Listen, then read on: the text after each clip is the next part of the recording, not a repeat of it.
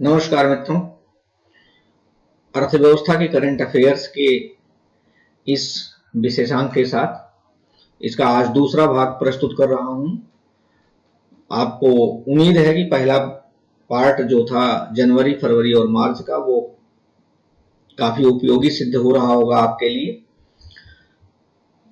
अप्रैल, मई और जून का ये दूसरा कंटेंट है। तीसरा कंटेंट, जैसा मैंने वादा किया था कि आपको अगले भाग में यानी तीसरे भाग में जुलाई, अगस्त और सितंबर का कंटेंट मिल जाएगा। हमने आपको पहले भी बताया था कि जब आप इस वीडियो को सुन रहे हैं तो इसके कमेंट बॉक्स में जाकर के इस पे दिए हुए लिंक पर क्लिक करके आप इस मैटर को भी डाउनलोड कर लीजिए। ये आपके लिए सुरक्षित रहेगा और आगामी परीक्षा में किसी भी परीक्षा के लिए ये उपयोगी भी साबित होगा। तो अगर आप पढ़ना भी चाहते हैं या इसको सुनना चाहते हैं, दोनों तरीके से आपके लिए ये उपयोगी है। तो चलिए शुरू करते हैं। हम लोग आज इस अप्रैल 2020 के करंट अफेयर्स की बात करते हैं। तो पहला करंट अफेयर्स है भारतीय रिजर्व बैंक की जो स्थापना हुई थी, जो कि 1 अप्रैल से हम लोग शुरू कर रहे हैं। तो 1 अप्रैल को भारतीय रिजर्व बैंक की स्थापना दिवस मनाया गया था। भारतीय रिजर्व बैंक अधिनियम 1934 के प्रावधानों के अनुसार 1 अप्रैल 1935 को भारतीय रिजर्व बैंक की स्थापना हुई थी। शुरू में रिजर्व बैंक का केंद्रीय कार्यालय कोलकाता में स्थापित किया गया था, लेकिन 1937 में अस्थायी रूप से इसे मुंबई में ट्रांसफर कर दिया गया। केंद्रीय कार्यालय, आप जानते हैं, वह स्थान है जहां गवर्नर बैठता है तथा जहां नीतियां तैयार की जाती हैं। 1949 में आरबीआई का राष्ट्रीयकरण करने के बाद से रिजर्व बैंक पूरी तरह से भारत सरकार के स्वामित्व में है। रिजर्व बैंक के थोड़ा सा कार्य भी यहाँ पर जान लीजिए। रिजर्व बैंक के 2 कार्य होते हैं मुख्य रूप से। एक होता है बैंकिंग का और दूसरा होता है मुद्रा निर्गमन का। मुद्रा निर्गमन यानी मुद्रा को प्रिंटिंग करने का और उसको इशू करने का। 2000 से 2 रुपए से लेकर के और 10,000 तक के नोट रिजर्व बैंक भारत सरकार के प्रतिनिधि के रूप में मार्केट में जारी करती है। 1 रुपए का नोट भारत सरकार जारी करती है। ये आपको हमारे वीडियो से आप जाकर के सुन सकते हैं। उसका 2 पार्ट में मैंने वीडियो तैयार किया हुआ है। मुद्रा पर और बैंकिंग को भी मैंने 2 भागों में डिवाइड किया हुआ है। तो भारतीय रिजर्व बैंक का जो दूसरा कार्य है वो है बैंकिंग रेगुलेशन का, यानी बैंक को नियमित रेगुलेट करने का। तो उसमें विदेशी मुद्रा प्रबंधन अधिनियम 1999 को प्रतिबंधित करना, मौद्रिक नीति तैयार करना, जैसे CRR, SLR, repo rate, reverse repo, bank rate, ये सब की पॉलिसी रेट्स को डिसाइड करना, कार्यान्वयन और निगरानी करना, बैंकिंग संचालन के मापदंडों को निर्धारित करना और केंद्रीय और राज्य सरकार के लिए मर्चेंट बैंकिंग फंक्शन यानी एज ए बैंकर के रूप में कार्य करना। केंद्र सरकार और राज्य सरकार के लिए आरबीआई एक बैंकर के रूप में कार्य करती है। दूसरा तथ्य है भारत सरकार ने विदेश व्यापार नीति को 1 वर्ष तक बढ़ाया है। पहले बात तो जान लीजिए कि विदेश व्यापार नीति की जो घोषणा हुई थी वो 2015 से लेकर के 2020 तक के लिए थी। क्योंकि 2020 में ये कोरोना काल चल रहा था। कोरोना की वजह से सब कुछ लॉकबंदी थी और लॉकडाउन होने की वजह से किसी नए नीति को निर्धारित नहीं किया जा सकता था। एक्सपोर्ट काफी घट गए थे, एक्सपोर्ट एक तरह से बंद हो गया था, इंपोर्ट भी बंद था। तो इसीलिए विदेश व्यापार नीति को 2021 तक के लिए एक्सटेंड कर दिया गया, यानी बढ़ा दिया गया था।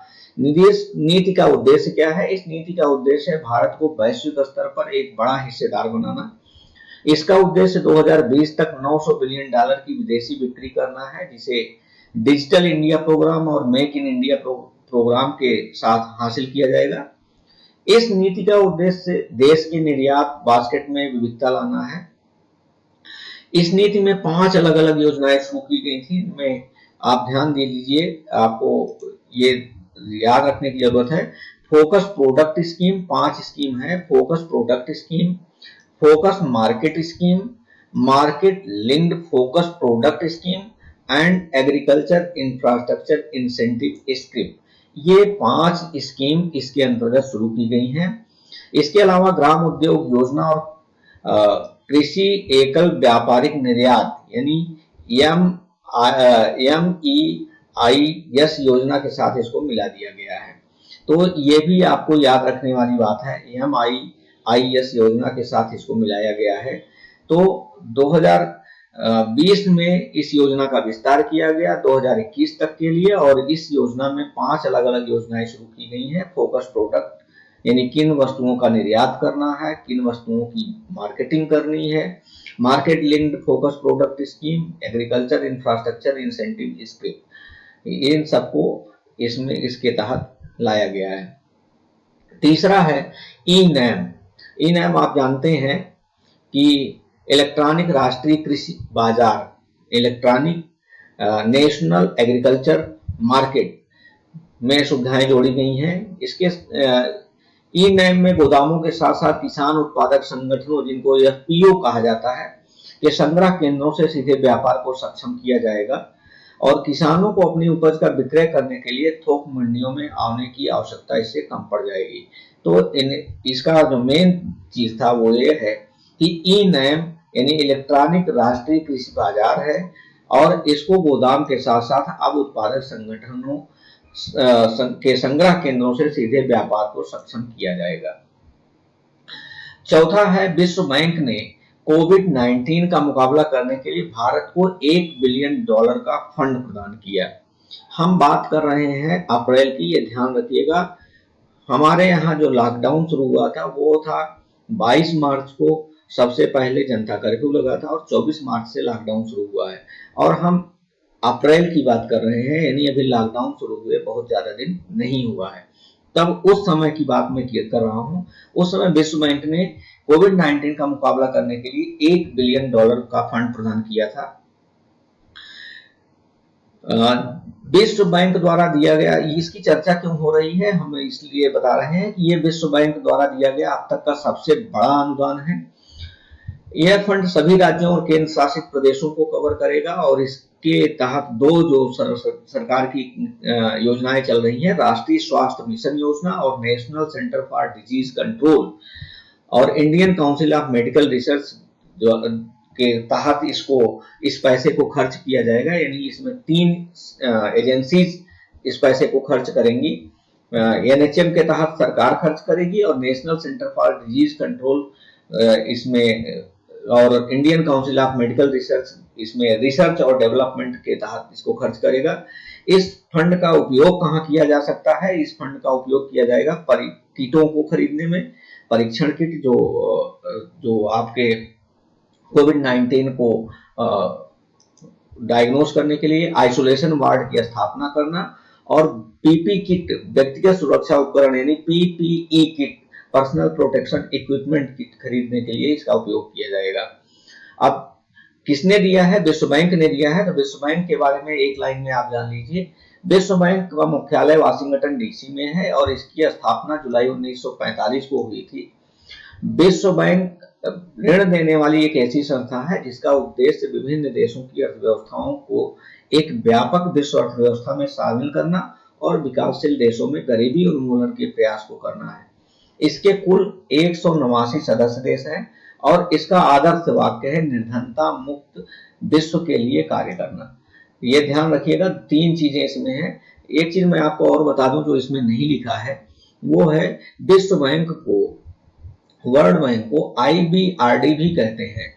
IBRD इसलिए कहते हैं कि द्वितीय विश्व युद्ध के बाद जिनका जो तहस नहस देश हो गए थे, जो विश्व युद्ध में जिनकी अर्थव्यवस्थाएं काफी चौपट हो गई थी, उनके पुनर्निर्माण के लिए ये दीर्घकालिक ऋण प्रदान कर रहा था, इंफ्रास्ट्रक्चर डेवलपमेंट करने के लिए ऋण प्रदान कर रहा था। इसलिए इसका नाम रखा गया था international bank for reconstruction and development. तो कभी IBRD कहा जाए या विश्व बैंक कहा जाए, दोनों बात एक ही है। 189 सदस्य देश हैं। जुलाई 1945 में इसकी स्थापना हुई थी। वाशिंगटन DC में इसका मुख्यालय है, और निर्धनता मुक्त विश्व के लिए कार्य करना इसका आदर्श वाक्य है। चलिए 5वें तथ्य की बात करते हैं। लॉकडाउन के कारण भारत में बेरोजगारी दर बढ़ करके 23% हो गई है। ये किसने रिपोर्ट दी है? Centre for monitoring of Indian economy ने। इस सर्वेक्षण के अनुसार लॉकडाउन के बाद से 20% से अधिक लोगों ने अपनी नौकरी खो दी है। ये ध्यान रखिएगा, ये 23% की जो बात की जा रही है ये अप्रैल की बात की जा रही है। आप सितंबर में बात सुन रहे हैं तो आपको थोड़ा लगेगा कि ये डेटा, चूंकि अप्रैल की बात की जा रही है, ये लॉकडाउन के तुरंत बाद की बात की जा रही है, तो इसलिए ये महत्वपूर्ण है। इस रिपोर्ट में कहा गया है कि मार्च के महीने में बेरोजगारी की दर फरवरी में 7.8% की तुलना में 8.7% रहने की उम्मीद है। ये उम्मीद जताई गई थी अप्रैल में, लेकिन 2019 में बेरोजगारी की दर जो थी वो 6.1% थी, जो भारतीय इतिहास के 45 वर्षों में सबसे अधिक थी। यहाँ पर यह तथ्य आपको बहुत ज्यादा नोट करने वाली बात है कि जो भारत सरकार बेरोजगारी की रिपोर्ट प्रकाशित करती है, उस आंकड़े के अनुसार 2019 में बेरोजगारी की दर 6.1% थी और भारत के इतिहास में 45 वर्षों में सबसे अधिक बड़ी बेरोजगारी थी। CMI के बारे में बता दें, centre for monitoring of Indian economy की स्थापना 1974 में की गई थी। यह व्यापार और आर्थिक डेटाबेस का उत्पादन करता है, यानी डेटाबेस बनाता है और एक स्वतंत्र थिंक टैंक है। भारत के सबसे बड़े सर्वेक्षण इस केंद्र द्वारा किए जा रहे हैं। इसमें घरेलू आय, डोमेस्टिक इनकम, बचत, सेविंग और खर्च का पैटर्न शामिल है। यह थिंक टैंक सरकारों, वित्तीय बाजारों, व्यवसायों आदि को सेवाएं प्रदान करता है, यानी इसके डेटा जो है वो काफी रिलायबल माने जाते हैं और काफी इंपॉर्टेंट माने जाते हैं। इसीलिए CMI का डेटा, CMIE का डेटा हमेशा हर जगह कोट किया जाता है और बड़ा प्रामाणिक माना जाता है। अगला फैक्ट है, सिडबी ने सेव प्लस ऋण योजना शुरू की। सेव प्लस ऋण योजना किसने शुरू की? सिडबी ने। सिडबी ने भारतीय लघु उद्योग विकास बैंक, इसका नाम है, ने लघु व मध्यम उद्योगों को आपातकालीन ऋण मुहैया कराने के लिए save plus SIDBI assistance to facilitate emergency, यानी जो इमरजेंसी आई है, इस इमरजेंसी में, कोविड का जो इमरजेंसी है, इस इमरजेंसी में ऋण प्रदान करने के लिए या MSME को चिकित्सा उपकरणों और उत्पादों के निर्माण में लगे छोटे उद्योगों को 1 करोड़ रुपए तक की वर्किंग कैपिटल के लिए ये ऋण प्रदान करने के लिए एक योजना शुरू की गई है। किसके द्वारा? सिडबी के द्वारा। किसको देगा? MSME को, यानी सिडबी की योजना है सेव प्लस, और ऋण किसको मिलेगा? MSME को। MSME मतलब लघु और छोटे और मध्यम उद्योगों को, medium, small and mini enterprises को। सिडबी की स्थापना कब हुई थी? इसकी स्थापना 2 अप्रैल 1990 को हुई थी।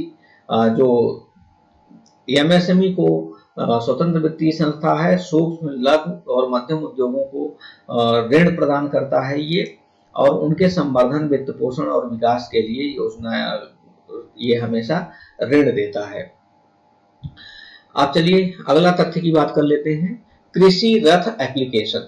कृषि रथ एप्लीकेशन क्या है? 17 अप्रैल 2020 को भारत सरकार ने किसानों को अपनी कृषि उपज को मंडियों तक पहुंचाने में मदद करने के लिए कृषि रथ एप्लीकेशन लॉन्च किया है। ये एक एप्लीकेशन है, मोबाइल एप्लीकेशन है, यानी कोई भी किसान अपने उत्पाद की मात्रा को पोस्ट करता है जिसको वो मंडी तक पहुंचाना चाहता है।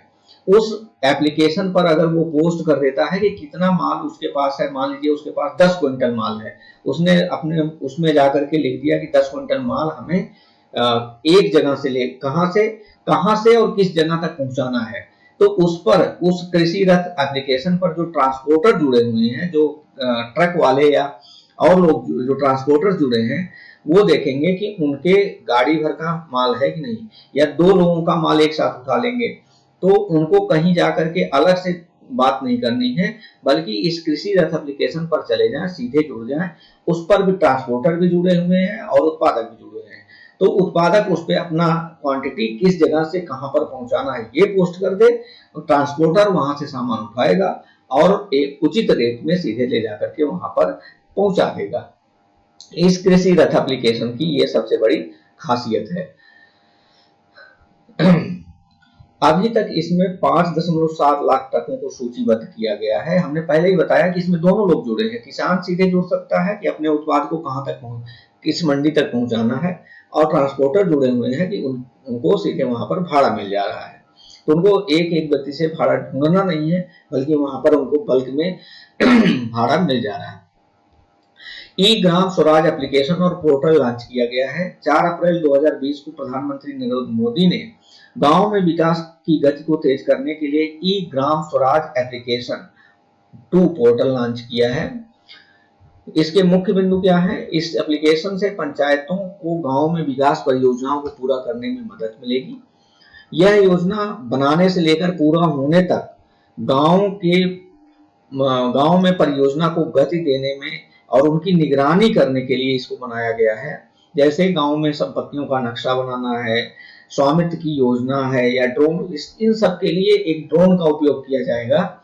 और उससे विवाद जो होते हैं अक्सर मेड़ को लेकर के या सीमा निर्धारण को लेकर के जो विवाद होते हैं, इस एप्लीकेशन से उन सीमा विवादों का निपटारा करने में सरकार को काफी मदद मिलेगी, क्योंकि ड्रोन का उपयोग करके सीधे सीधे सीमांकन किया जा सकता है।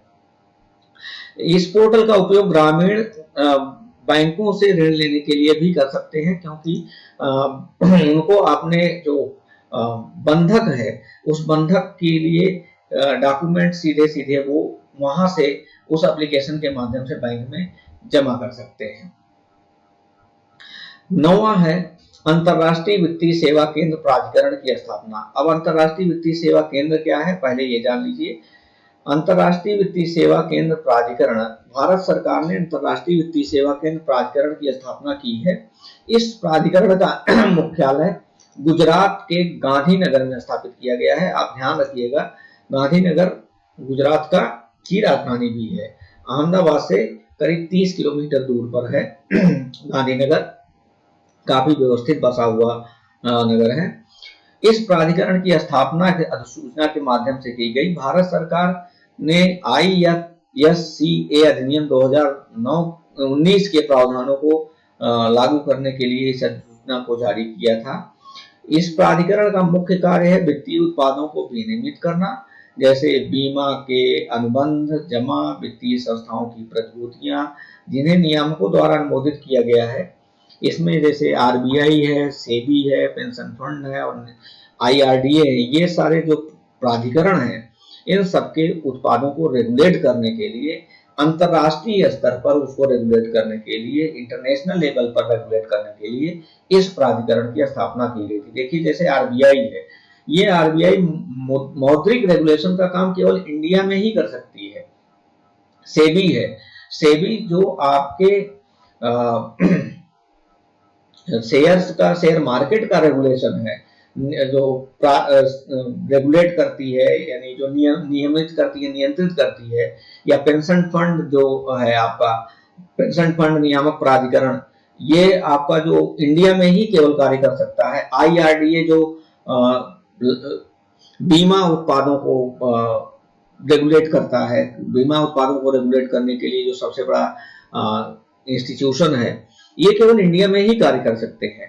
तो इंटरनेशनल, चूंकि अब जब ग्लोबलाइजेशन का युग है और इंटरनेशनल कंपनीज भी आकर के यहाँ पर काम कर रही हैं, और बाहर के लोग भी आपकी कंपनीज बाहर भी सेवाएं प्रदान कर रही हैं, तो उनको कैसे रेगुलेट किया जाए, इसके लिए अंतरराष्ट्रीय वित्तीय सेवा केंद्र यानी IFSCA प्राधिकरण की स्थापना की गई है। इस प्राधिकरण में 9 सदस्य हैं जिन्हें भारत सरकार द्वारा नियुक्त किया जाता है। इनका कार्यकाल 3 वर्ष का होता है। इसके सदस्यों में अध्यक्ष, वित्त मंत्रालय के 2 सदस्य, RBI, सेबी, IRDAI और PFRDA की एक सदस्य, और खोज समिति की सिफारिश के आधार पर 2 सदस्य शामिल होते हैं।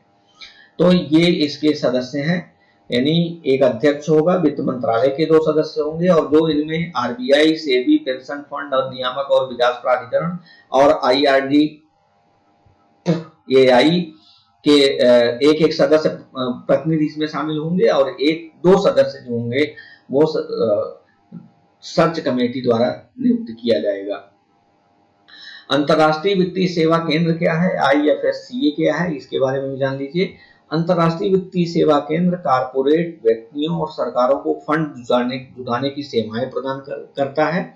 यह वैश्विक कर प्रबंधन, धन प्रबंधन, विलय जोखिम प्रबंधन आदि पर भी फोकस करेगा।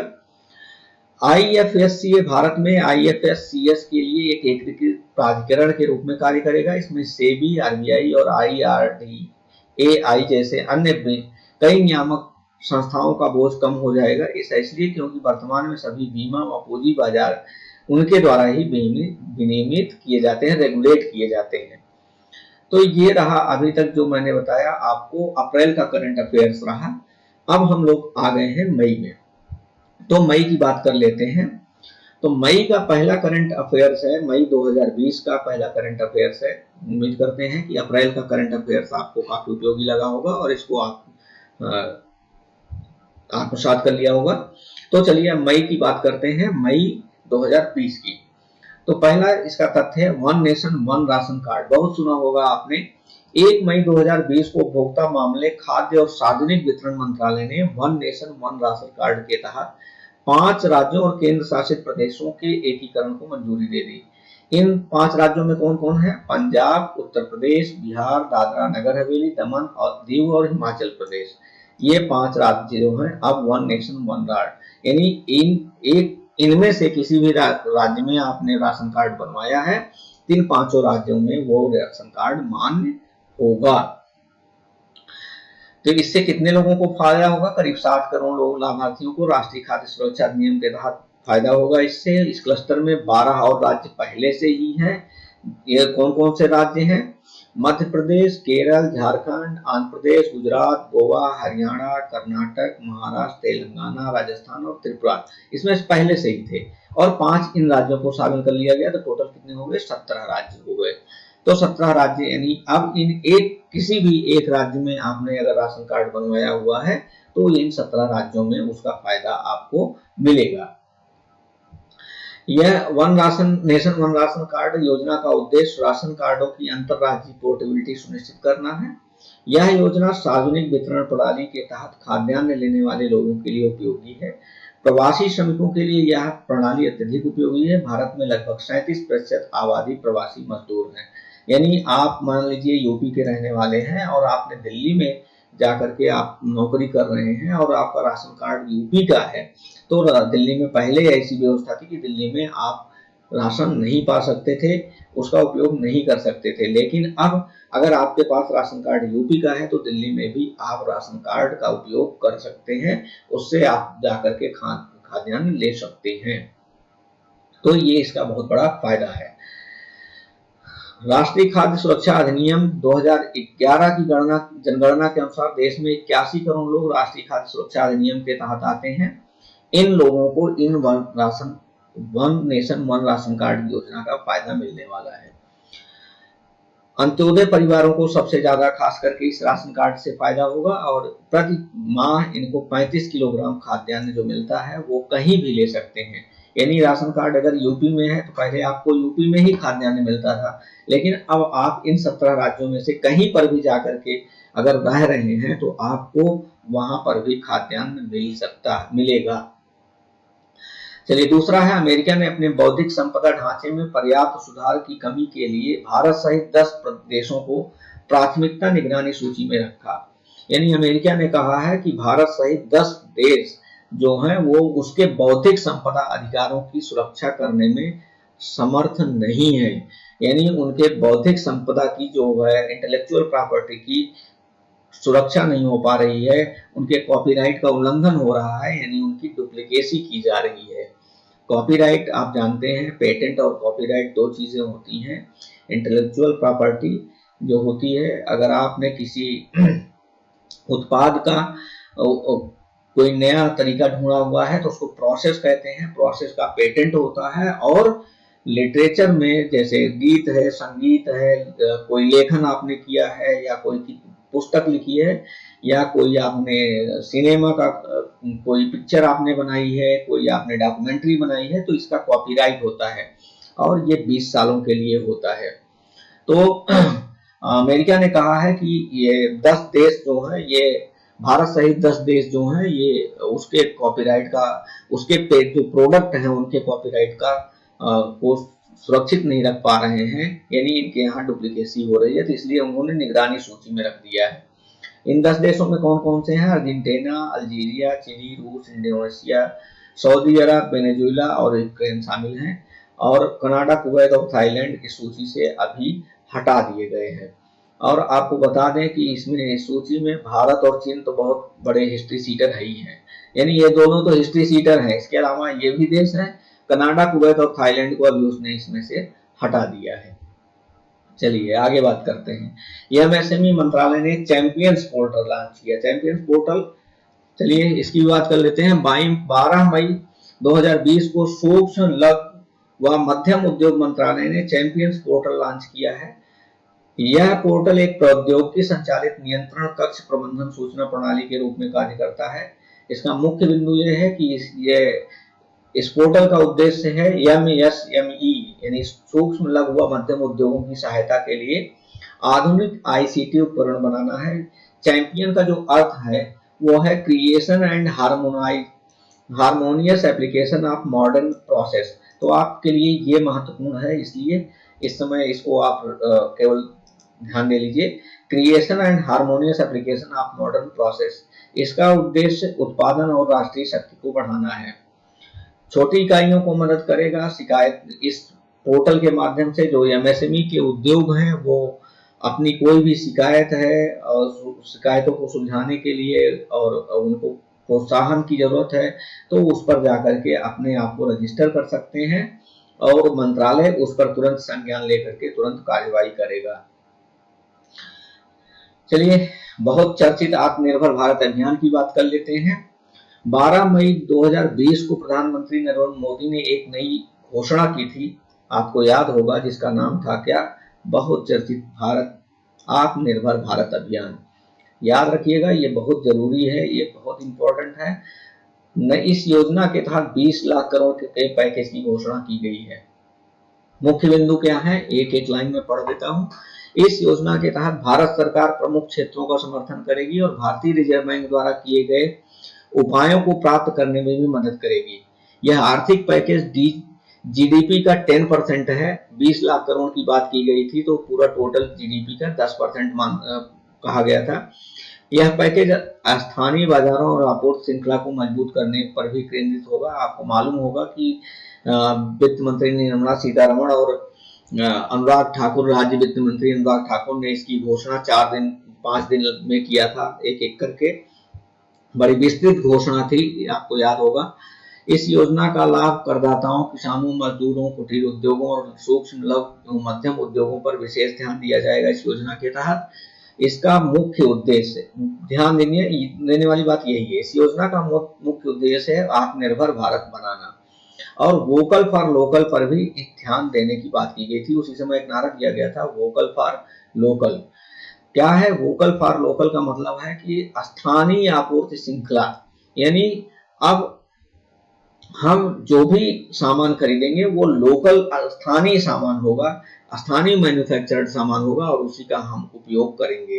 तो इसी स्थानीय आपूर्ति श्रृंखला पर प्रकाश डाल को बढ़ावा देने के लिए वोकल फॉर लोकल योजना शुरू की गई थी। चलिए अगला बात करते हैं सामान्य वित्तीय नियमों में संशोधन। 21 मई 2020 को भारत सरकार ने सामान्य वित्तीय नियमों में संशोधन किया।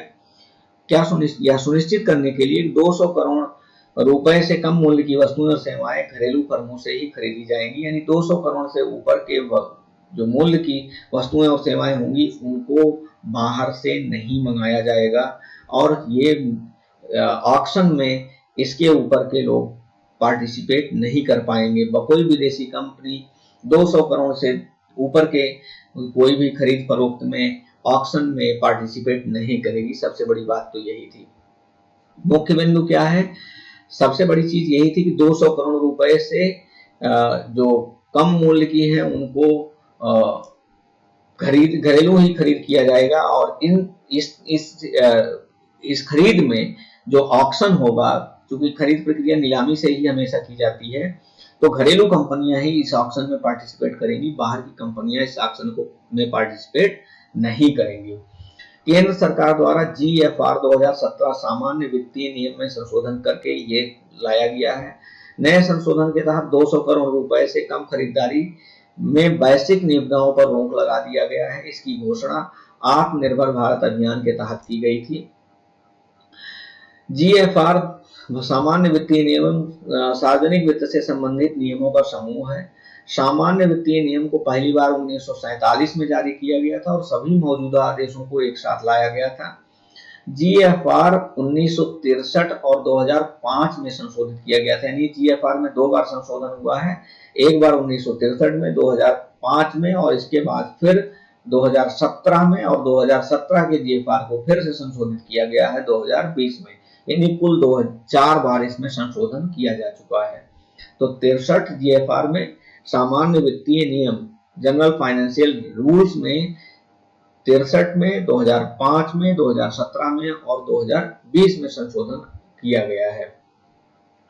वैश्विक टेंडर एक क्या है ये आपको पहले ही बता दिए हैं कि कोई भी वैश्विक टेंडरिंग, कोई भी खरीद, जो सरकार की कोई भी खरीद होती है या कोई भी कार्य होता है, उसको वैश्विक टेंडर के या टेंडर के माध्यम से ही, बोली के माध्यम से ही उस कार्य को प्राइवेट सेक्टर को हैंड ओवर किया जाता है या किसी को वो कार्य सौंपा जाता है। जिसकी सबसे कम बोली होती है उसी को काम दिया जाता है। बेचने के संदर्भ में जिसकी सबसे ज्यादा बोली होती है उसको ही काम मिलता है।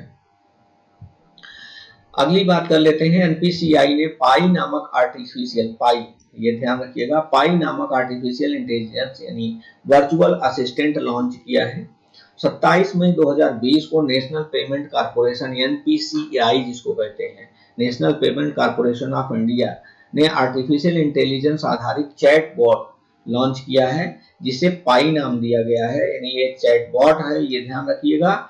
और इस चैट बॉट का उद्देश्य वित्तीय समावेशन को बढ़ाना है। आप पहली बात तो एक चीज जान लीजिए, चैटबॉट जैसे ही शब्द आ जाए तैसे ही तो तुरंत आपके दिमाग में आ जाना चाहिए कि चैटबॉट का मतलब ये होता है कि जहां पर हम कोई भी, चाहे लिख करके या बोल करके, अपनी कोई भी प्रॉब्लम या कोई भी क्वेश्चन उसमें हमने डाला, चाहे लिख करके डाला या एप्लीकेशन में या हमने बोल करके डाला, तो उसका उत्तर ऑटोमेटिक खुद दे देगा, वही चैटबॉट कहलाता है। तो पाई नामक एक आर्टिफिशियल, एनपीसीआई ने एक आर्टिफिशियल इंटेलिजेंस चैटबॉट किया है, यानी इसमें कोई आदमी बैठ करके जवाब नहीं देता है, बल्कि वो चैटबॉट खुद ही ऑटोमेटिक कंप्यूटराइज्ड आपको जवाब मिलने लगता है। तो ये क्या क्या बताता है, यह एनपीसीआई उत्पादों के बारे में जानकारी प्रदान करता है, यानी कौन कौन से उत्पाद हैं। कोई भी उपयोगकर्ता टेक्स्ट या आवाज के माध्यम से प्रश्न भेज सकता है। प्रश्न भेजने के लिए उपयोगकर्ता रुपे, एनपीसीआई और यूपीआई की वेबसाइटों का उपयोग करके इसके सीधे उस पर जा सकता है। वर्तमान में PAI यानी जो पाई है वो अंग्रेजी और हिंदी दोनों भाषाओं में उपलब्ध है और इसे अन्य भाषाओं में, क्षेत्रीय भाषाओं में भी लॉन्च करने की योजना है। ये आर्टिफिशियल इंटेलिजेंस आधारित चैटबॉट बेंगलुरु के बेस्ट स्टार्टअप कोरोवर ने बनाया है। ये भी नोट करने वाली बात है आपको, इसको बनाया किसने है, कोरोवर ने बनाया है। कहां से जा सकते हैं ये, रुपे, एनपीसीआई और यूपीआई की वेबसाइटों का उपयोग कर सकते हैं और ये अंग्रेजी और हिंदी दोनों भाषाओं में उपलब्ध है। तो 2-3 चीजें आपके लिए यहाँ पर नोट करने वाली बड़ी बात है कि ये एनपीसीआई का है, हिंदी इंग्लिश में अवेलेबल है और इसको कोरोवर ने बनाया हुआ है। एनपीसीआई जो है वो national payment corporation of India क्या है, राष्ट्रीय भुगतान निगम भारत में खुदरा भुगतान से संबंधित कार्य करता है। इसे भारतीय रिजर्व बैंक द्वारा प्रमोट किया जाता है। इसकी स्थापना 2008 में गैर लाभकारी संस्था के रूप में की गई थी। भारत के स्वदेशी पेमेंट कार्ड रुपे के विकास में एनपीसीआई की ही भूमिका थी। रुपे कार्ड है या जो आपका भीम ऐप है वो भी एनपीसीआई ही का है। तो इसमें ये क्या क्या कर सकते हैं, एनपीसीआई द्वारा कौन कौन सी सेवाएं प्रदान की जा रही हैं। भारत बिल पेमेंट सिस्टम जहां पर वन स्टॉप बिल भुगतान प्रणाली है। भारत क्यूआर कोड यह जिसमें भुगतान आसानी और इंटर ऑपरेबिलिटी के रूप में विकसित किया गया है। ऑपरेबिलिटी इसको इंटर ऑपरेशन किया जा सकता है, मतलब आप QR कोड को स्कैन कर लीजिए और स्कैन करके कोई भी पेमेंट आप सीधे सीधे कर दीजिए। हमने अभी आपको बताया कि भीम ऐप, देखिए ये देखिए यहाँ लिखा हुआ है भीम ऐप का भी, भीम ऐप से आप किसी भी को पेमेंट भेज सकते हैं, कहीं भी पेमेंट भेज सकते हैं। IMPS आप तत्काल भुगतान, यानी जो मोबाइल से आप तुरंत इंस्टेंट मनी पेमेंट सिस्टम इसको कहते हैं, रियल टाइम पर आप तुरंत भुगतान कर सकते हैं, IMPS कर सकते हैं। फास्टैग अभी तो अनिवार्य कर दिया गया है, आप लोगों को याद ही होगा कि आपको भुगतान करना है अगर टोल प्लाजा पर कहीं भी टोल टैक्स देना है तो फास्टैग का उपयोग करके आप इसी NPCI के माध्यम से टोल टैक्स का भुगतान कर सकते हैं, रुपे कार्ड का उपयोग करके इसका भुगतान कर सकते हैं। और एकीकृत भुगतान इंटरफेस यानी UPI जिसकी बात की जा रही है, इसके माध्यम से UPI यानी भीम एप्लीकेशन का यूज करके आप UPI के माध्यम से पैसा किसी को भी भेज सकते हैं। चलिए अगली बात कर लेते हैं, भारत मार्केट यानी CAIT ने राष्ट्रीय e commerce market place launch किया है। ये क्या है, तो confederation of all India traders ने भारत मार्केट नामक ये राष्ट्रीय e commerce market place launch किया है। इस पोर्टल में खुदरा विक्रेताओं की भागीदारी सुनिश्चित की जाएगी और इस मंच में 95% खुदरा व्यापारियों को लाने का लक्ष्य रखा गया है, रिटेल सेक्टर के व्यापारियों को लक्ष्य रखा गया है। यह पहल वाणिज्य और उद्योग मंत्रालय द्वारा समर्थित है। इसका उद्देश्य क्या है, भारत सरकार ने देश में ई कॉमर्स बाजार को विकसित करने के लिए इसको लाया है। लगभग 200 मंडियों को ई नैम ऊपर मैंने आपसे चर्चा किया था, ई नैम प्लेटफॉर्म से जोड़ने के लिए इसको लाया गया है। वर्तमान में इस प्लेटफॉर्म में लगभग 785 मंडियां संचालित हैं। ई नैम को NAM नेशनल एग्रीकल्चर मार्केट को 2016 में लॉन्च किया गया था, हमने पहले भी अभी ऊपर आपको एक बार बताया था, आप फिर यहाँ नोट कर सकते हैं। इसके साथ ही भारत सरकार ने घोषणा की कॉमन सर्विस सेंटर यानी गांव के स्तर पर ऑनलाइन रिटेल चेन को कार्य करने के लिए भी इसका उपयोग किया जा सकता है। यह केंद्र गांव में फ्लिपकार्ट और अमेजन जैसे कंपनियां जैसे शहर में कार्य करती हैं, उसी तरह से इस गांव में इस तरह के रिटेल चेन उपलब्ध कराने के लिए भारत मार्केट प्लेस लॉन्च किया गया है। नेक्स्ट की बात कर लेते हैं, गवर्नमेंट ई मार्केट प्लेस जो पोर्टल पर दशरस कलेक्शन लॉन्च किया गया है। यानी अभी तक हम लोगों ने जो बात किया था वो था मार्केट प्लेस पर Bharat market e commerce market place launch किया गया है। अब इस पर सरस कलेक्शन है, दशरस कलेक्शन, इसको थोड़ा सा नोट कर लीजिएगा। केंद्रीय ग्रामीण विकास और पंचायती राज्य मंत्री ने नरेंद्र सिंह तोमर ने government e market place portal पर दशरस कलेक्शन एक लॉन्च किया है। इसमें ग्रामीण स्वयं सहायता समूहों द्वारा बनाए गए उत्पाद जो होते हैं, जो सेल्फ हेल्प ग्रुप जो होते हैं, जो वो उत्पादन बनाते हैं, उनको मार्केट तक पहुंचाने के लिए इस दशरस कलेक्शन पोर्टल को लॉन्च किया गया है। ये दीनदयाल अंत्योदय योजना ग्रामीण आजीविका मिशन की एक पहल है, ध्यान रखिएगा इसको। यह दीनदयाल अंत्योदय योजना और राष्ट्रीय ग्रामीण आजीविका मिशन दो चीजें हैं। दीनदयाल अंत्योदय योजना और ग्रामीण आजीविका मिशन की एक पहल है। यह ग्रामीण स्वयं सहायता समूहों को बाजार तक उनके सामान को पहुंच सुनिश्चित कराने के लिए इसकी तैयारी की गई है, क्योंकि स्वयं सहायता समूह जो ग्रामीण में होते हैं उनके लिए उत्पाद बनाना, जैसे हैंडीक्राफ्ट है, पंखा है, या गांव में और भी जो चीजें बनती हैं, हैंडीक्राफ्ट, बुनकर हैं, कारीगर हैं, हस्तशिल्प है, इस तरह के जो छोटे कारीगर हैं, उनके लिए सबसे बड़ी समस्या यही होती है कि उनका मार्केट तक सामान पहुंचे कैसे और उनके उत्पाद का सही मूल्य मिले कैसे। तो इसीलिए इस सरस कलेक्शन प्लेटफॉर्म को लॉन्च किया गया है। और लॉन्च कब किया गया था? इसे अगस्त 2018 में लॉन्च किया गया था ई मार्केट प्लेस। तो ई मार्केट प्लेस का लॉन्च तो 2018 में हुआ था, लेकिन इसी मार्केट प्लेस के तहत अब दशरस कलेक्शन एक योजना लॉन्च की गई है। ठीक है, चलिए अब आ गए हम लोग जून में। अब तक हम लोग बात कर रहे थे मई की, तो मई तक आपने आत्मसात कर लिया होगा। उम्मीद करते हैं कि आपको ये कंटेंट पसंद आ रहा होगा और आपको काफी कुछ मिल रहा होगा। इसमें बहुत सारे तथ्य ऐसे हैं जो आप नोट कर सकते हैं, नोट ना करना चाहें तो हमने हाईलाइट कर दिया है। आप इसको डाउनलोड कर लीजिएगा, डाउनलोड करके और इसको अपने पास सुरक्षित रख लीजिएगा। आराम से जब आप रिलैक्स मोड में हो, कान में लीड लगाइए और इसको ऑन कर लीजिए और बस सब सुन जाइए एक बार। चलिए, सबसे पहला जो बहुत इंपॉर्टेंट है इस पूर्व कोरोना काल के दौरान, वो था सरकार के द्वारा एमएसएमई की परिभाषा में बदलाव। यद्यपि घोषणा तो उस समय कर दी गई थी जब पैकेज की घोषणा कर रहे थे केंद्रीय मंत्री, लेकिन इसकी जो बदलाव की मंजूरी 1 जून 2020 को केंद्रीय मंत्रिमंडल ने दिया। वित्त मंत्री निर्मला सीतारमण ने एमएसएमई को किए जा रहे परिवर्तन के बारे में घोषणा की थी जब उन्होंने आत्मनिर्भर भारत अभियान का पैकेज घोषणा किया था, लेकिन इसको जो मंजूरी मिली वो 1 जून 2020 को। परिभाषा क्या है ये जानना बहुत जरूरी है।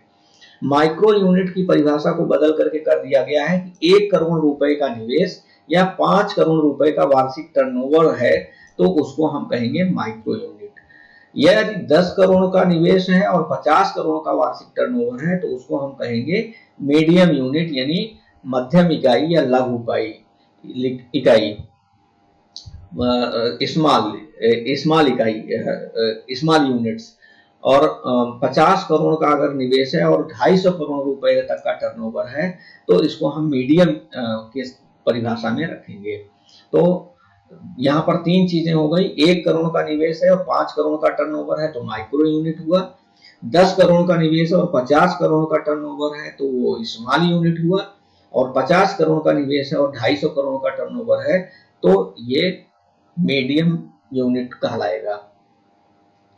इससे परिभाषा में परिवर्तन निवेश करने के लिए किया गया है, निवेश को अट्रैक्ट करने के लिए किया गया है। इससे इन्वेस्टमेंट को काफी प्रोत्साहन मिलेगा।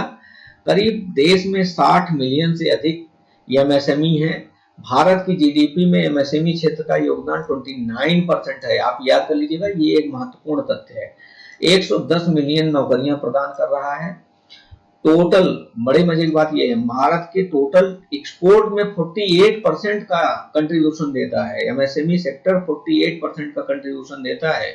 इसलिए एमएसएमई क्षेत्र को जीवित रखना बेहद जरूरी है।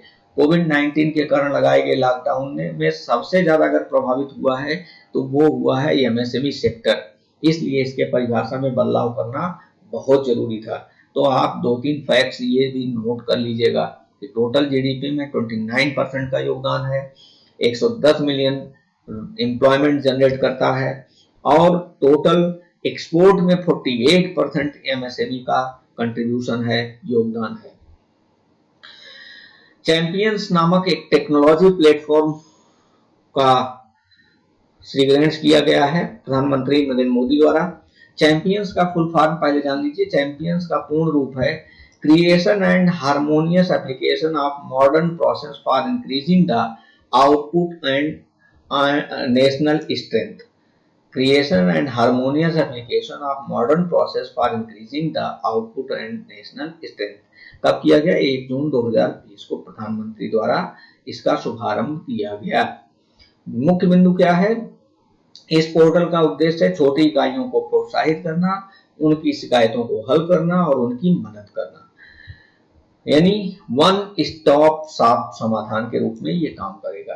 वन स्टॉप समाधान, एक जगह पर ही सारा समाधान एमएसएमई को मिल जाएगा, इसीलिए चैंपियंस पोर्टल को शुरू किया गया। बड़ा इंपॉर्टेंट है, चैंपियंस पोर्टल वन स्टॉप समाधान है। किसके लिए है? एमएसएमई से क्षेत्र के लिए है, यानी एमएसएमई क्षेत्र के लिए सरकार बहुत कुछ कर रही है।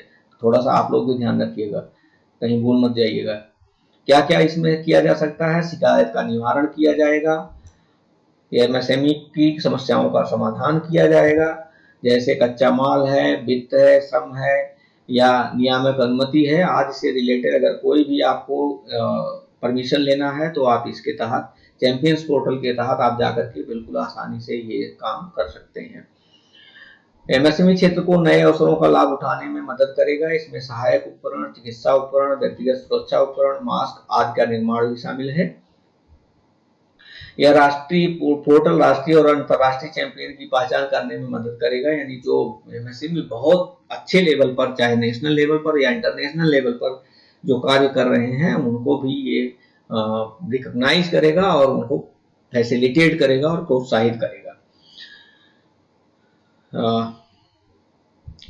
नेक्स्ट है DPIIT ने मेक इन इंडिया को प्रोत्साहित करने के लिए एक सार्वजनिक खरीद आदेश को संशोधित किया है। DPIIT उद्योग department of promotion of industries, internal industries and trade, उद्योग और आंतरिक व्यापार संवर्धन विभाग ने हाल ही में मेक इन इंडिया पहल को प्राथमिकता प्रदान करने के लिए सार्वजनिक खरीद आदेश को संशोधित किया है।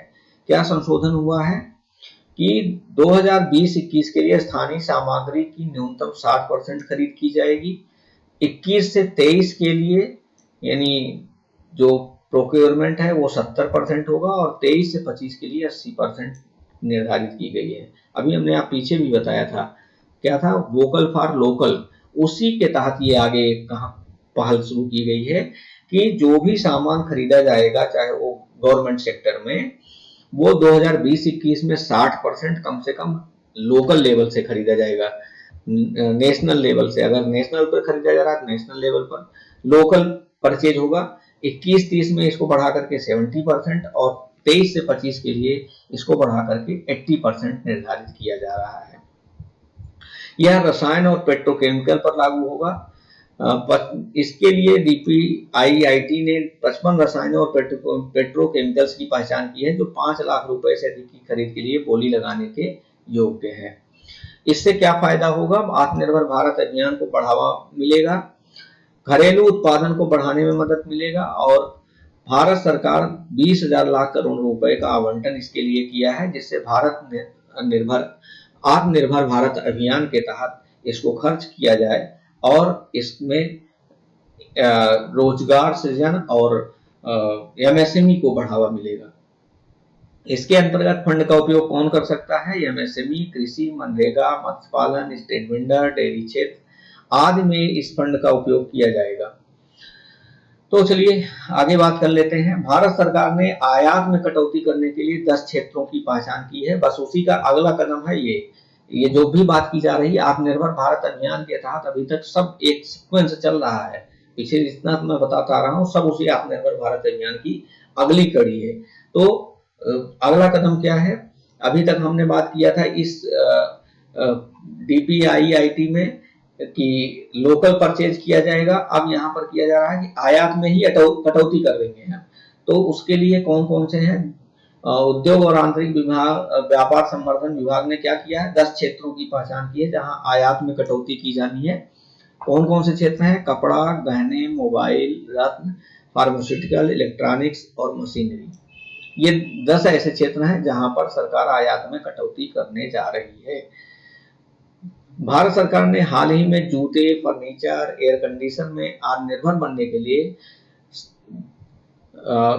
निर्धारित लक्ष्य किया था, आयात में कटौती करना शुरू कर दिया था। अब इसके अलावा 10 और अन्य क्षेत्रों की पहचान किया गया है। भारत ने वर्ष 2019-20 में 467.2 बिलियन अमेरिकी डॉलर के माल का आयात किया था। अब इसी आयात को प्रतिस्थापित यानी आयात को स्थानीय उत्पाद से प्रतिस्थापित करने के लिए इस योजना की शुरुआत की जा रही है। बहुत महत्वपूर्ण अगला ये तथ्य है, कोविड-19 भारत की 5वीं सबसे बड़ी मंदी है। आप इस तथ्य को एकदम रट जाइएगा, बिल्कुल इस पर विशेष ध्यान दीजिएगा। 1947 में आजादी के बाद से भारत ने 4 मंदी का सामना किया हुआ है। अगर हम भारतीय रिजर्व बैंक के आंकड़ों की बात करें तो ये मंदी कब आई थी? 1958 में, 1966 में, 1973 में और 1980 में। मंदी का कारण क्या होता है? 1958 में जब मंदी आई थी तो जीडीपी की वृद्धि दर थी 1.2%। 1966 में जब यह थी तो ये माइनस में चली गई थी जीडीपी हमारी, और 1973 में भी जीडीपी जो थी वो माइनस 0.32% थी और 1980 में जीडीपी 5.2% थी। तो जीडीपी हमारी जो थी वो बहुत उस समय निगेटिव हो गई थी।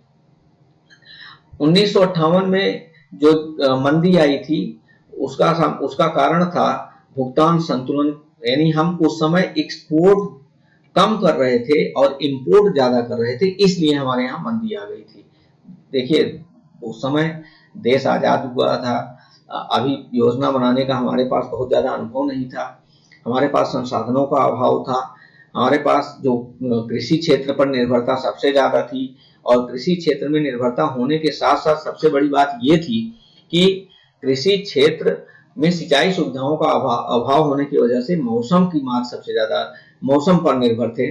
तो इसलिए हम लोगों ने उस समय 60 लाख टन अनाज का आयात किया था, और इस जो हम यहाँ पैदा कर करके उपयोग कर सकते थे, हम चूंकि मानसून पर आधारित हमारी कृषि थी तो हम ज्यादातर इंपोर्ट पर डिपेंडेंट हो गए और एक्सपोर्ट हमारा बहुत कम था, तो हमें बहुत ज्यादा भुगतान संतुलन की स्थिति का सामना करना पड़ गया।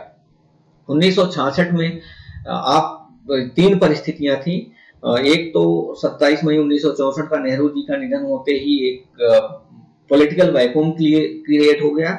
जैसे ही लाल बहादुर शास्त्री जी प्रधानमंत्री बने वैसे ही भारत पाकिस्तान का युद्ध हो गया, और पाकिस्तान का युद्ध अभी 1965 में हम खत्म भी नहीं कर पाए थे कि इसके बाद देशव्यापी अकाल पड़ गया। इन तीनों परिस्थितियों के कारण उस समय ध्यान होगा आपको, प्लानिंग 3 साल हमारी प्लान हॉलीडे भी घोषित करना पड़ा था, 66, 67, 67, 68 और 68, 69 में। तो ये 1966 में इसीलिए सूखे के कारण उत्पादन में 20% का गिरावट आ गया और ये मंदी आई थी। यानी 62 का चीन युद्ध, 65 का पाकिस्तान युद्ध और 66 का सूखा, ये 3 ऐसे बहुत बड़े कारण थे जिसकी वजह से ये मंदी आई थी। 1973 में इनको हम दुनिया का सबसे वर्ल्ड फर्स्ट ऑयल शॉक कहते हैं। इस समय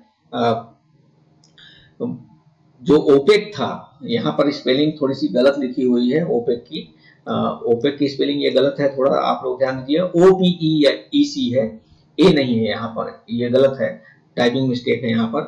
तो organisation of petroleum exporting countries जो था, ये इन्होंने तेल की कीमतें 250% बढ़ा दी थी इकट्ठे। तो उस समय 400%, 1973 में 400% बढ़ाया था। तो 400% बढ़ने से $2.5 पर बैरल जो कच्चा तेल था उसमें बढ़ करके $10 पर बैरल हो गया था। तो इसको दुनिया का सबसे फर्स्ट ऑयल शॉक कहते हैं। 4%, ये देखिए हमने कहा ना आपको, 400% की कीमतें बढ़ाई गई थी, और तेल का आयात 72 में $414 मिलियन से बढ़कर के 1973 में $900 मिलियन हो गया। आप सोचिए जस्ट डबल, मतलब डबल से भी ज्यादा हो गया। तो इसलिए ये मंदी आई थी। और इसके बाद 80 में फिर से ऑयल शॉक हुआ, इसको सेकेंड ऑयल शॉक कहते हैं, और उस समय 250% कीमतों में वृद्धि हुई थी। यानी उस समय जो $10 पर बैरल तेल था वो बढ़ करके हो गया था $25 पर बैरल। आप उम्मीद कर सकते हैं $10 से बढ़ करके सीधे $25 पर बैरल, बहुत बड़ी वृद्धि थी। इसकी वजह से इसका कारण था ईरान क्रांति के कारण तेल के उत्पादन में कमी हो गई थी, और ईरान इराक युद्ध शुरू हो गया था, जिसके कारण भुगतान शेष का संकट पैदा हो गया और 80 में एक मंदी की सामना करना पड़ा। और कोविड-19 का तो आप समझ ही रहे हैं। अभी इस समय का उस समय जब जून की बात कर रहे थे तो उस समय विकास दर में 5 से 6.8% की गिरावट का अनुमान लगाया जा रहा था, लेकिन अभी आपने देखा कि अप्रैल मई जून के दौरान भारत की अर्थव्यवस्था इतनी निगेटिव हो गई कि 23.9% के निगेटिव -23.9% में चली गई है। खैर, अब अर्थव्यवस्था अभी भी माइनस में ही है, और ये ग्रोथ रेट ऐसा माना जा रहा है कि अभी भी -7 to 8% के आसपास ही रहेगी। लेकिन कितना होगा ये अभी इस पर आपको ज्यादा ध्यान देने की जरूरत नहीं है, क्योंकि डेटा रोज चेंज हो रहा है, और इस पर भी सवाल अगर पूछा जाता है तो वो फीजिबल नहीं होगा, क्योंकि इस समय जितनी तेजी से डेटा चेंज हो रहा है, जितनी तेजी से परिस्थितियां चेंज हो रही हैं, इस तरह के सवाल पूछना आयोग इस तरह की खैर नादानी नहीं करेगा। चलिए अगली बात कर लेते हैं।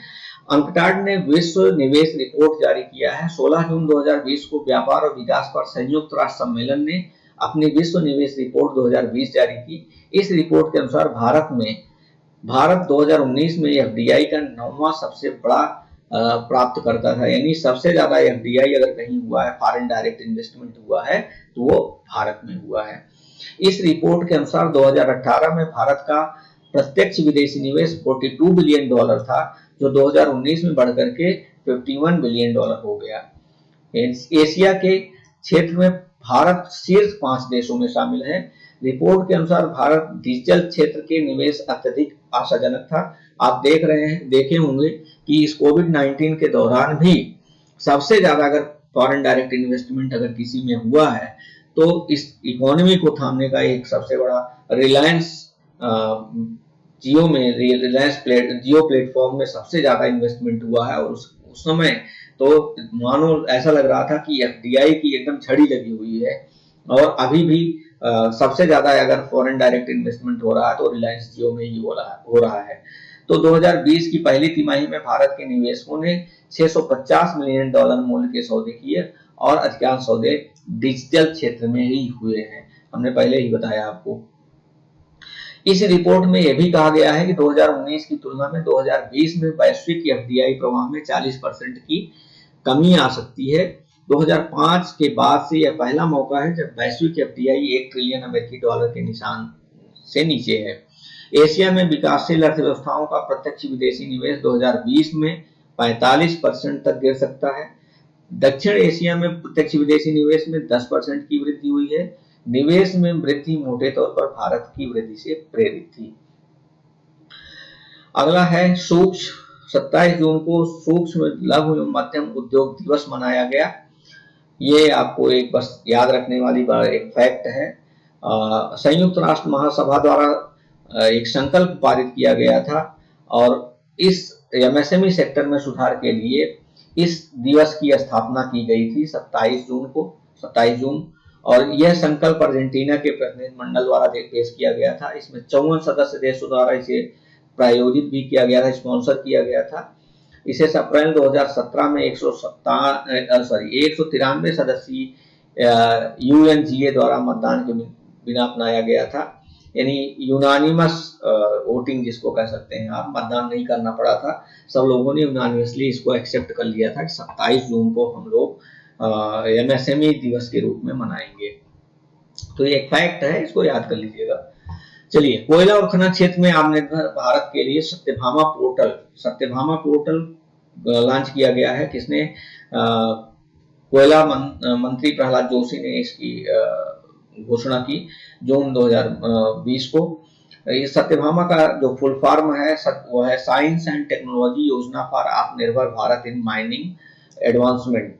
एक पोर्टल है, पोर्टल के बारे में आपको पहले ही बताया है।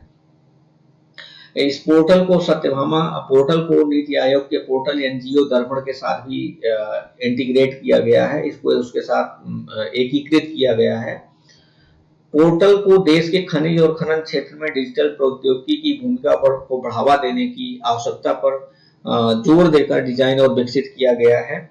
नेशनल इंफॉर्मेटिक्स सेंटर एनआईसी, आपने बड़ा नाम सुना होगा, नेशनल इंफॉर्मेटिक्स सेंटर के माइंस इंफॉर्मेटिक्स डिवीजन द्वारा इस पोर्टल की शुरुआत की गई है। और इसका लाभ क्या है? पोर्टल पर देखिए, इसका लाभ मैं ऐसे ही बता दे रहा हूँ, आप पढ़ लीजिएगा इसको। पोर्टल का जो लाभ है, इसमें जो रिसर्च है, माइनिंग सेक्टर के जो रिसर्चर हैं, वो रिसर्चर एक तो अपने रिसर्च को इस पोर्टल पर डाल सकते हैं। अगर उस रिसर्च को या रिसर्चर्स को, शोधकर्ताओं को, साइंटिस्ट को फंडिंग चाहिए, देखिए रिसर्च कोई बिना फंडिंग के तो हो नहीं सकता, तो उनको फंडिंग चाहिए होता है। तो फंडिंग के लिए अगर उनको कहाँ अप्लाई करें, तो वो इसी सत्यभामा पोर्टल पर जाकर के फंडिंग के लिए अप्लाई कर सकते हैं और इसी पोर्टल के माध्यम से उनको वित्तीय मदद मिल जाएगा, जिससे वो ज्यादा से ज्यादा रिसर्च कर सकते हैं। अगला है, रिलायंस बनी $150 बिलियन मूल्य की पहली भारतीय कंपनी। अभी भी मैंने चर्चा किया था पीछे।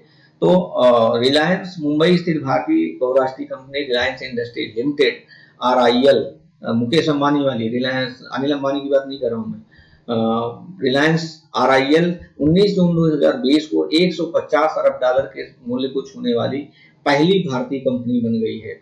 रिलायंस यह उपलब्धि हासिल करने वाली पहली बार भारतीय कंपनी बनी है। यहाँ पर थोड़ा टाइपिंग मिस्टेक है, क्षमा करिएगा।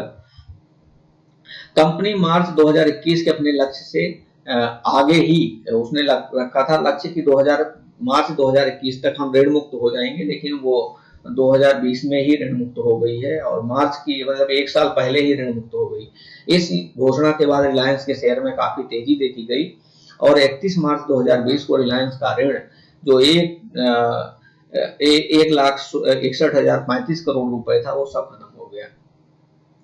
जून 2020 में बेरोजगारी दर 23.5% से कम होकर के 10.9% हो गई है। यानी एक डेटा जो आया है अनलॉक 1 के साथ आर्थिक गतिविधियां खुलने शुरू हो गई, तो 2 महीने के बाद जो 2 महीने लॉकडाउन रहा उसमें बेरोजगारी की दर जो 23.5% पर पहुंच गई थी। तो centre for monitoring of Indian economy, मैंने पहले ही चर्चा किया था, CMI का डेटा बड़ा महत्वपूर्ण माना जाता है। उसने एक डेटा जारी किया है जून 2020 के लिए कि जून 2020 में बेरोजगारी की दर 23.5% से घट करके 10.9% रह गई, जिसमें शहरी बेरोजगारी 12.2% है और ग्रामीण बेरोजगारी 10.52% है। तो अप्रैल महीने में जो बेरोजगारी 23.52% पर के ऊंचे स्तर पर पहुंच गई थी उसको वो घट करके अब चूंकि अनलॉक की प्रक्रिया शुरू हो गई है ये और नीचे जाएगा। भारत सरकार ने टिकटॉक समेत 59 चीनी एप्स पर प्रतिबंध लगा दिया है। ये मैं बात जून की कर रहा हूं, इसलिए यहाँ पर आप कंफ्यूज मत होइएगा। अरे अब तो 240 चीनी एप्स पर प्रतिबंध लग गया है। हाँ लग गया, बिल्कुल सही है, लेकिन जब सितंबर की बात करेंगे तो उसकी भी बात कर लेंगे। लेकिन अभी जून 2020 की बात करिएगा तो उस समय तक 59 चीनी एप्स पर ही प्रतिबंध लगा हुआ था। इसके बाद आते हैं PM स्वनिधि योजना पर। इस योजना के तहत सरकार ने स्ट्रीट वेंडर्स के लिए प्रधानमंत्री आवास योजना शुरू की। केंद्रीय मंत्रिमंडल ने इस योजना के लिए क्रेडिट राशि की मंजूरी दे दी है। मुख्य बिंदु है PM स्वनिधि या PM street vendors Atmanirbhar Nidhi एक क्रेडिट सुविधा योजना है जो 50 लाख से अधिक शहरी और ग्रामीण स्ट्रीट वेंडर्स की मदद करेगी। इस योजना से स्ट्रीट वेंडर्स को अपनी आजीविका फिर से शुरू करने में मदद मिलेगी। कैसे मदद मिलेगी? इस योजना के तहत स्ट्रीट वेंडर्स को 10,000 रुपए का ऋण प्रदान किया जाएगा। स्ट्रीट वेंडर्स 1 वर्ष के भीतर मासिक किस्तों के रूप में इस ऋण को लौटा सकते हैं। इस योजना की घोषणा वित्त मंत्री निर्मला सीतारमण ने आत्मनिर्भर भारत अभियान के पैकेज की घोषणा के दौरान की थी। भारतीय अर्थव्यवस्था को पुनर्जीवित करने के लिए 20 लाख करोड़ रुपए के पैकेज की घोषणा की थी, जो आपको हमने पहले भी बताया था कि जो जीडीपी का टोटल जीडीपी का 10% था। तो दोस्तों ये रहा आज का वीडियो। जून 2020 तक का हमने आपको करंट अफेयर्स कवर कर दिया है। अब अगले वीडियो में हम लोग बात करेंगे जुलाई, अगस्त और सितंबर के करंट अफेयर्स की। तो इस वीडियो को सुनते समय हमने फिर से कहा था कि लिंक आपको अवेलेबल है, आप उस पर जाइए और इस मैटर को डाउनलोड कर लीजिए और इसको अपने पास सुरक्षित भी कर लीजिए। तो उम्मीद करते हैं कि आपको ये वीडियो काफी पसंद आया होगा और आपके लिए पसंद आने की बात साथ साथ इसको उपयोगी सिद्ध हो, हमारी यही शुभकामना है और मनोकामना है। आपके लिए उपयोगी सिद्ध हो, आप सफलता अर्जित करें और जीवन में सफलता अर्जित करती है। बहुत बहुत धन्यवाद।